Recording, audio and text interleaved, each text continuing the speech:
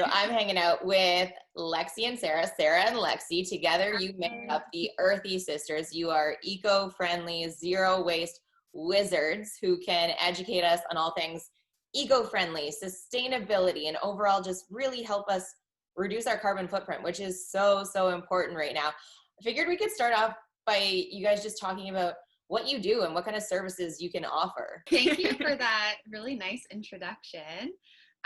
So we are a sister duo, and we offer, now a lot of online stuff, but we were doing in-person workshops on how to be more sustainable and really taking simple steps to live a more zero waste lifestyle. Also, we're trying to focus a little bit more now on actually bringing sustainability into businesses. So we started running some workshops and webinars on team building experiences and creativity workshops to teach businesses how to go more green, be more sustainable. And we do think that's the future of the world. So trying to get everyone to hop on while they can. I love that. There is nothing more frustrating than doing what you can at home, and then you go to these huge buildings that you have no control over, and you're like, well, what are we doing here? Totally. On your website, which is full of resources. I mean, it answers so many questions, but you have like a 21-day guide, you have a 10-step guide, so a ton of resources for even a little bit of inspiration if someone is looking for it on how to reduce your waste. What's a recent hack that you both discovered that like you really got excited about? Okay, well, I'm gonna talk about this is one that we just discovered. Was we made our own sugar wax for like waxing body parts. It was so good. It was so We're easy, so happy. and you could do it zero waste, and I'm obsessed with it.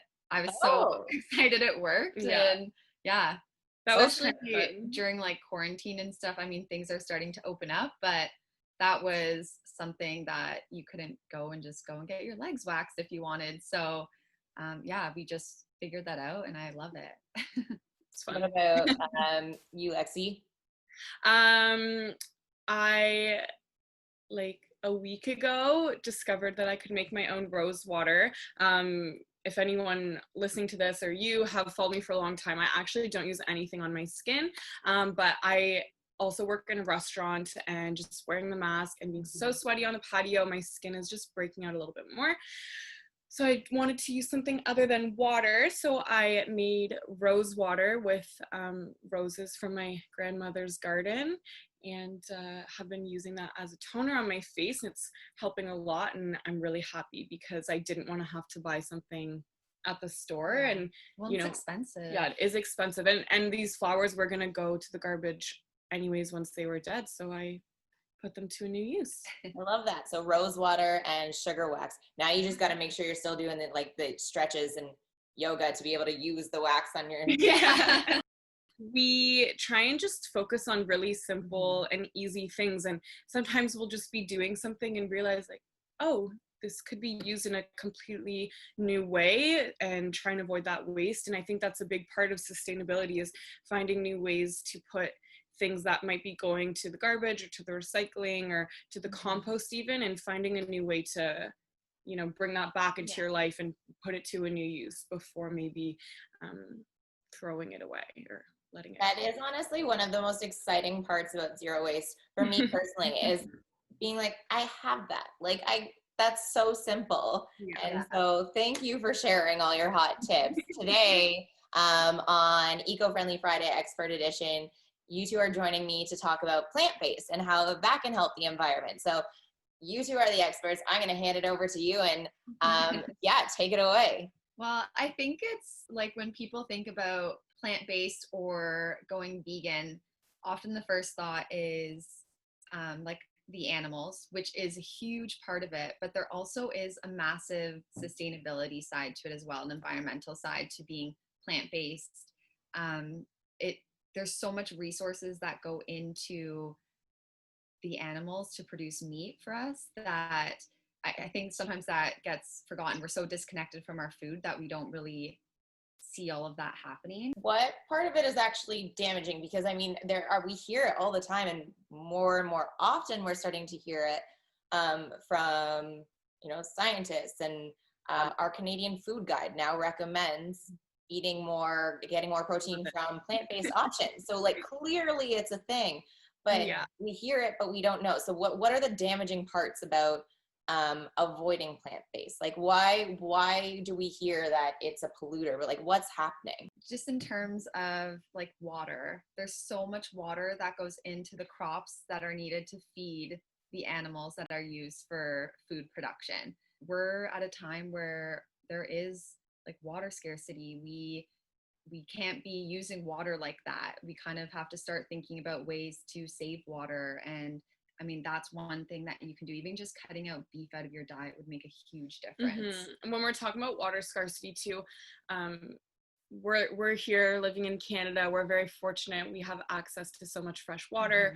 But there are places all around the world that don't have that wonderful privilege that we do. And we had actually read a statistic, I think it's called a data point, I guess, that by 2030, almost 1 billion people could be like displaced from their homes because of water scarcity, intense water scarcity.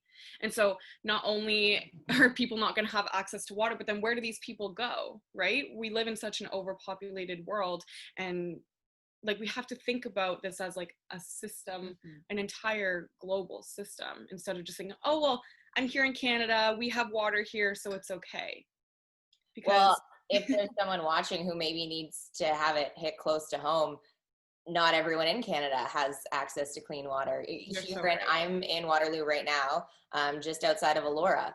There are Indigenous people without proper access to clean water. And it is right here too. It's mind-blowing. You're right.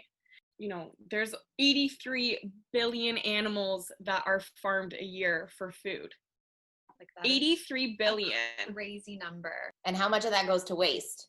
Oh, I'm sure so much of that goes to waste, but what I'm trying to get at is like where do these animals go, right? And so we hear about deforestation in the Amazon.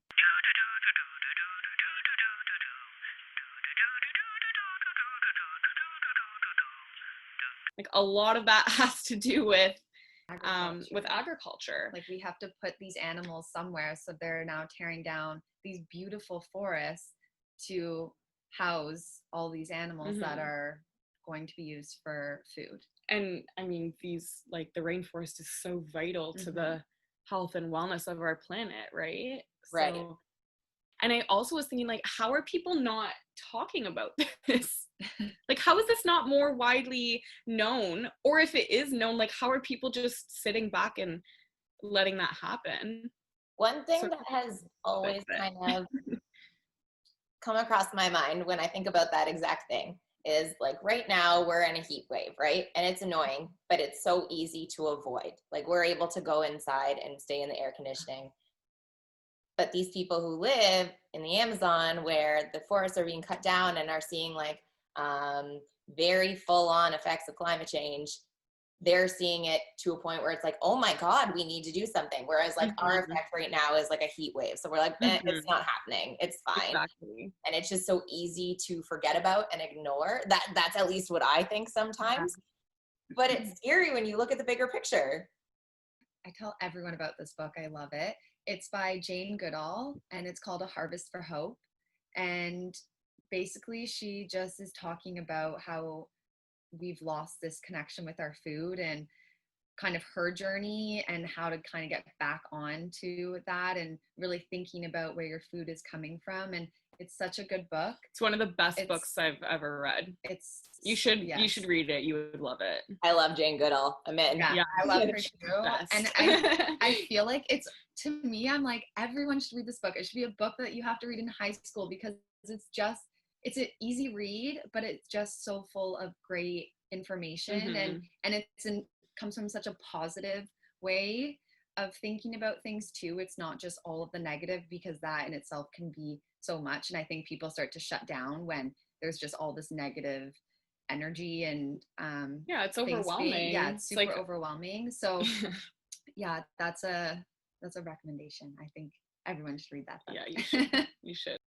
Obviously, like water and land usage still has to go into making plants plant food, but it's a lot less. And then also, if we're talking about greenhouse gas emissions, cows produce methane when they burp and when they toot and they poo, as do humans. And this is a really harmful greenhouse gas, which is a lot more potent and harmful in terms of like heating up the ozone layer than CO2. And so if we have so many billions of cows on our planet every year releasing this harmful greenhouse gas, like of course it's going to be bad for the environment. That's why people really stress the red meat thing, because it seems like the more and more you talk about cows, this seems to be doing the most damage. So if you are in a place where you're like, I can cut out a little bit, maybe right now, red meat seems to be the golden ticket. Yeah.